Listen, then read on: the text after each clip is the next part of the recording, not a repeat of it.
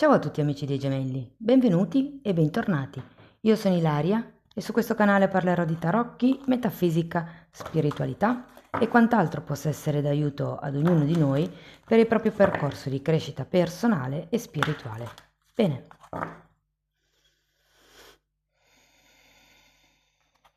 Mostrami gemelli, tendenze energetiche disponibili per la crescita spirituale dei gemelli per il secondo semestre 2025.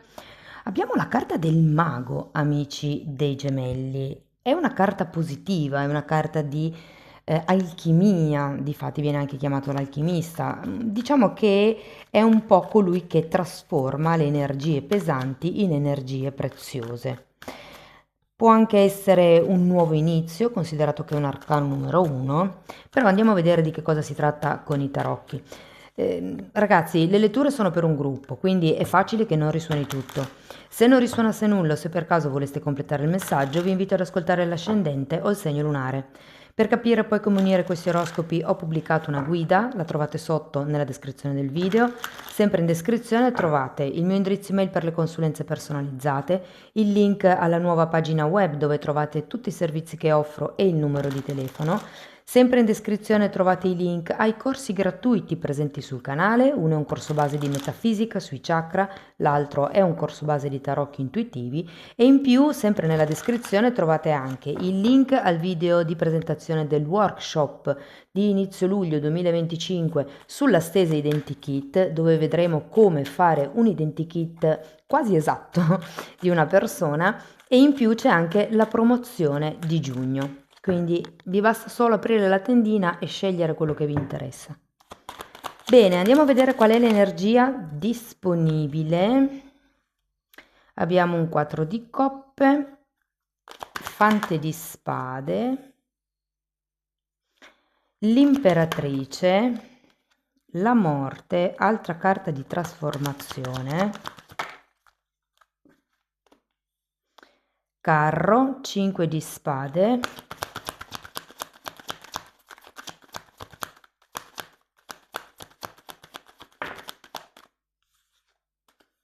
e asso di spade. Partiamo da questo 4 di coppe, ragazzi. È interessante perché il 4 di coppe è la carta che indica una sorta di cecità e mi fa sorridere perché qua il fante lo vediamo con un monocolo, con un cannocchiale tipo che sta cercando di guardare lontano. Quindi interessante come associazione di carte. Andiamo a vedere il 4 di coppe.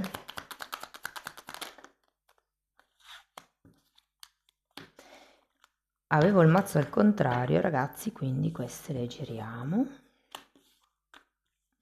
Regina di pentacoli e 2 di pentacoli, come se fosse un obiettivo, un qualche tipo di... mi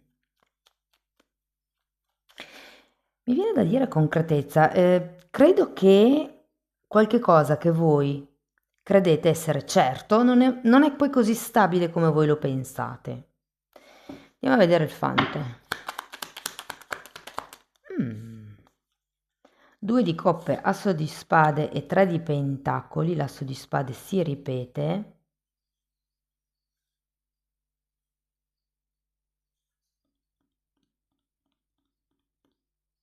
Voglio andare a vedere anche la imperatrice.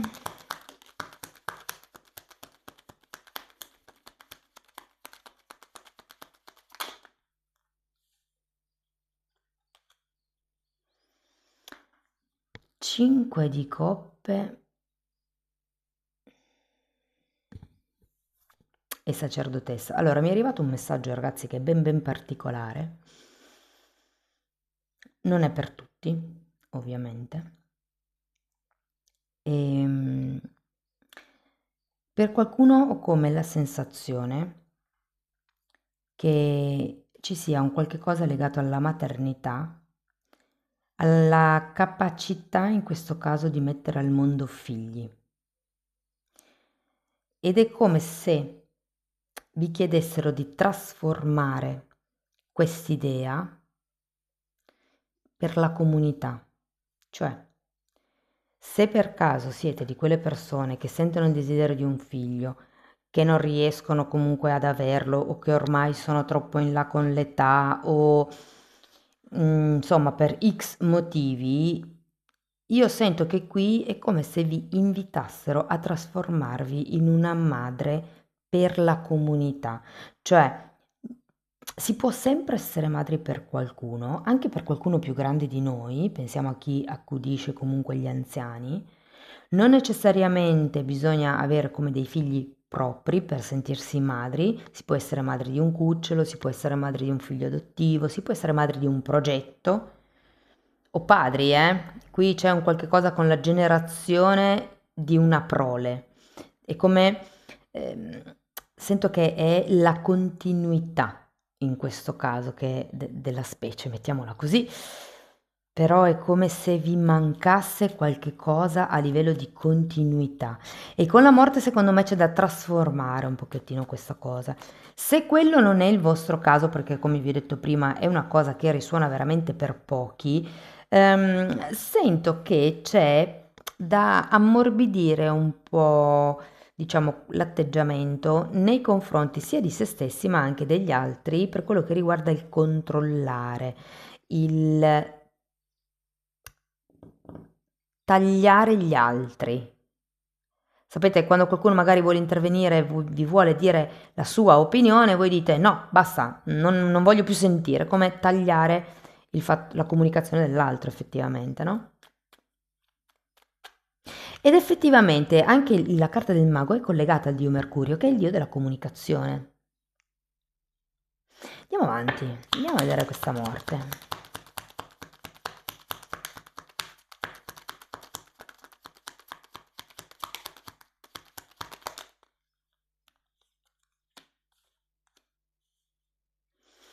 Sei di pentacoli e 10 di pentacoli. Guardate, a me ritorna di nuovo l'esempio che ho fatto prima, però cercherò di farlo un po' più, diciamo, ad ampio raggio. Con questa morte bisogna trasformare qualche ideologia o qualche tipo di comportamento, qualche tipo di questione. Mi viene da dire rimetterla in equilibrio o trasformare l'energia da cui arrivate in qualche cosa di più equilibrato, di più giusto, di più equo per il gruppo, perché abbiamo 10 di pentacoli, può essere sia un gruppo lavorativo che un gruppo familiare. Tenete presente che le letture specifiche sull'amore, gli affetti, il lavoro e il denaro usciranno prossimamente, quindi questa cercate più o meno di adattarla per quello che è il percorso evolutivo del periodo e per le altre invece vi consiglio di rimanere sintonizzati su questo canale se non le volete perdere. Andiamo a vedere il carro.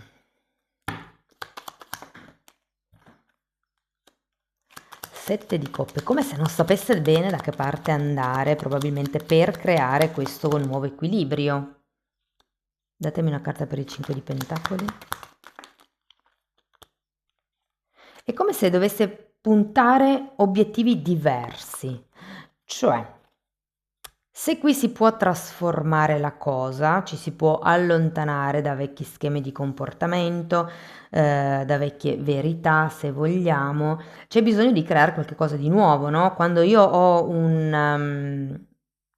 parlando di madre, un utero, ok? Che è, no, forse non è l'esempio giusto. Mi viene in mente che quando si toglie qualche cosa da un contenitore che è pieno, tutti gli oggetti che sono dentro questo contenitore si riassessano e se non volete che si riassessino bisogna riempire il vuoto che abbiamo lasciato togliendo il primo oggetto. Qui è un po' la stessa cosa, cioè se volete fare spazio a roba che entri e che quindi riempia quel vuoto, dovete prima creare il vuoto ed è qui che arriva con la morte. Qui con questo 5 di pentacoli al contrario, che in realtà è una carta che parla di delusioni, però sento che state uscendo da questa delusione, perché state dando una direzione, vi si aprono delle possibilità, si tratta di puntarne una. Andiamo a vedere il 5 di spade.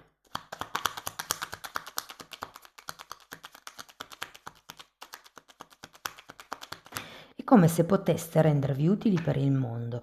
Non lo so, ma ho anche la sensazione, visto che c'è imperatrice, regina di denari, mago, qualcuno potrebbe trasformarsi in un imprenditore barra imprenditrice o in campo alimentare o in campo, per esempio, con i bambini. Cioè è come se aveste bisogno di mettere all'opera il vostro lato materno.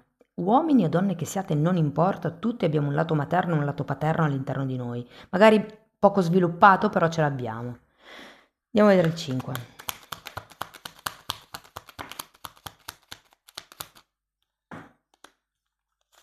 9 di bastoni. 4 di spade.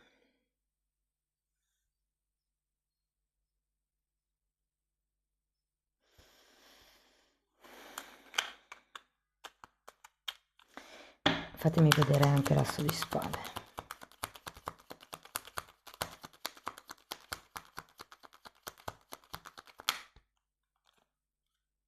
Quattro di pentacoli e 7 di bastoni. Sì, allora, io credo che ad un certo punto l'avere un nuovo obiettivo, l'iniziare a muoversi verso questo nuovo obiettivo, potrebbe crearvi un certo tipo di confusione. Sinceramente abbiamo questo 5 di spade che può parlare anche di alcuni litigi, alcune discussioni.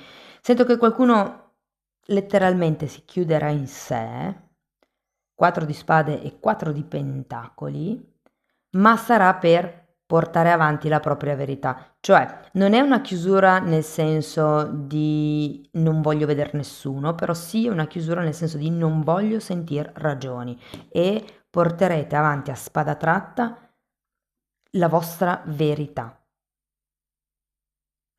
Guardate, l'asso di spade fa riferimento anche alla chiarezza mentale, quindi si passa da un momento dove c'è della confusione ad un momento dove finalmente le cose sono chiare, e mi viene anche da dire sono in equilibrio, ma voi lavorerete per questo equilibrio, cioè è proprio quello che dovete imparare nel creare qualche cosa di nuovo in un nuovo equilibrio, ricreare, meglio detto, un nuovo equilibrio in qualche cosa di nuovo, perché prenderete una nuova strada, una nuova direzione, o comunque se ne apriranno una serie che vi faranno muovere da dove siete, ed è per quello che avete la carta del mago qui, ragazzi, perché inizia un nuovo periodo, un nuovo capitolo, mi verrebbe anche da dire. Qui ce n'erano due, qui è come se sceglieste, mi è tutto più chiaro. Ok, andiamo a vedere qualche oracolo. Bene. Carta numero 18, intuizione. Qui avete anche la sacerdotessa. Bellissima carta. E ha una mano sul cuore e una mano sulla pancia. Il cuore sente, capta le vibrazioni dell'amore, e la pancia è l'istinto. Okay? L'intuizione in realtà sarebbe nel terzo occhio, infatti se vedete ce l'ha disegnato, ce l'ha aperto. Anche qui c'è la luna, tra l'altro, come nella sacerdotessa, e vi dice: sono sintonizzato sul sapere intrinseco della mia anima. Qui sarebbe con il sapere intrinseco della mia anima, come se voi sapeste qual è la strada, qual è la via, dovete solo scegliere di seguirla. Wow, bellissima lettura, ragazzi. Ok, allora andiamo a vedere ancora qualche oracolo dei semistellari.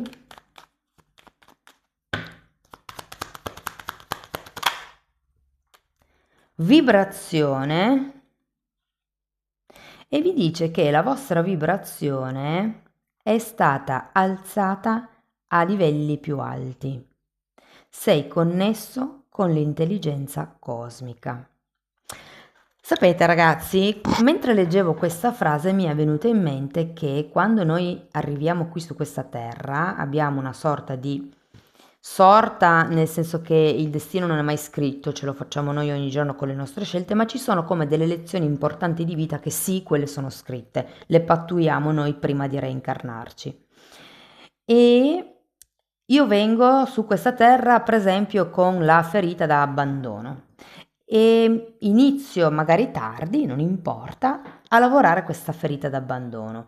E passano gli anni e io continuo a lavorare su questa ferita d'abbandono, continuo a conoscermi e mi abbandonano. Quindi dico, ma tutto il lavoro che ho fatto non serve, ok?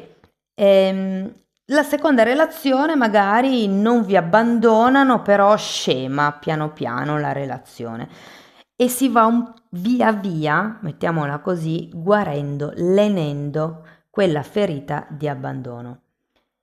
Vi dico una cosa, le ferite con le quali veniamo sulla terra non si risolvono mai del tutto, perché sono proprio quello che la nostra anima deve lavorare. Nel momento in cui abbiamo compiuto il nostro lavoro, siamo pronti per morire, siamo pronti per passare a miglior vita, per fare qualcos'altro di più produttivo, di più creativo. Ricordiamo che muore il corpo fisico, però l'anima no, l'anima è energia, l'energia non si distrugge, si modifica, si trasforma, ma non si distrugge. E adesso ho perso il filo del discorso.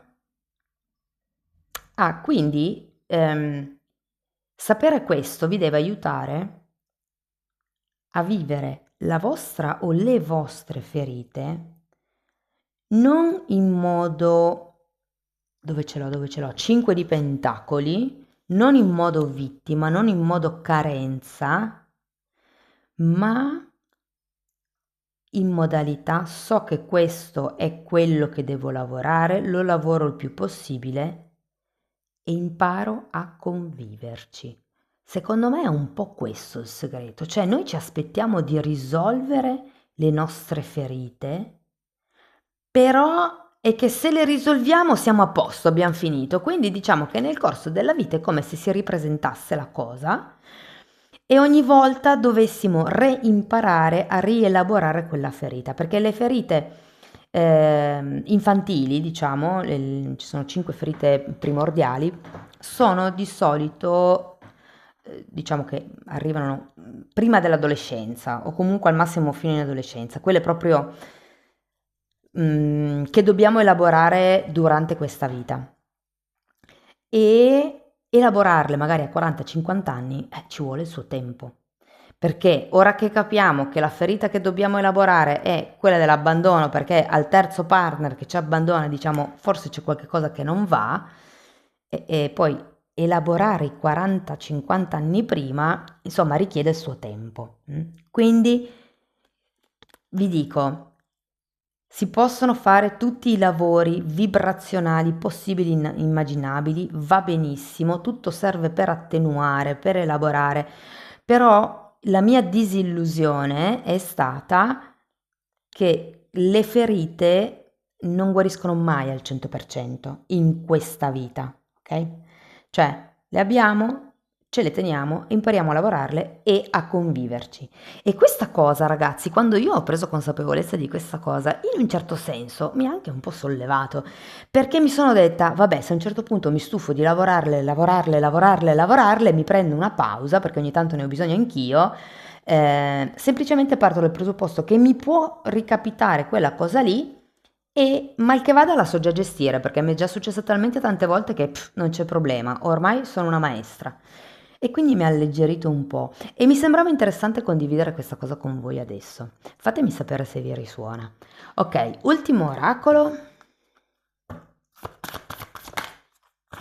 Creazione, anche qui e avete l'imperatrice, carta numero 37, parla proprio di esprimere la propria essenza, esprimere la propria anima. Se voi siete anime predestinate a creare qualcosa, a essere creativi, sia essendo madri a livello fisico, sia essendo madri di una comunità, per esempio, l'importante è che vi esprimiate dalla vostra anima, anche qui esprimersi.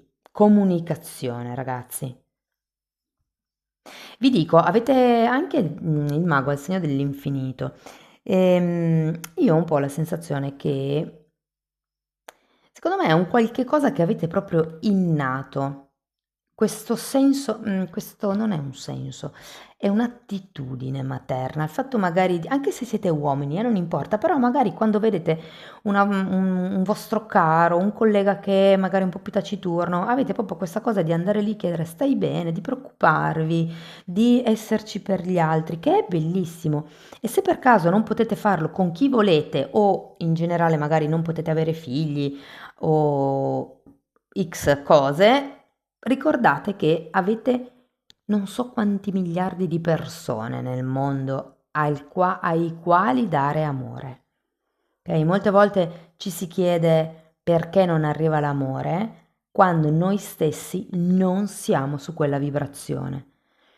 Io penso che il dare amore incondizionato sia quello che fanno un po' tutti i volontari, no? Più con gli animali che non con le persone, perché nel momento in cui io mi aspetto che qualcuno mi dica grazie, lì già c'è una sottile cosa con l'ego.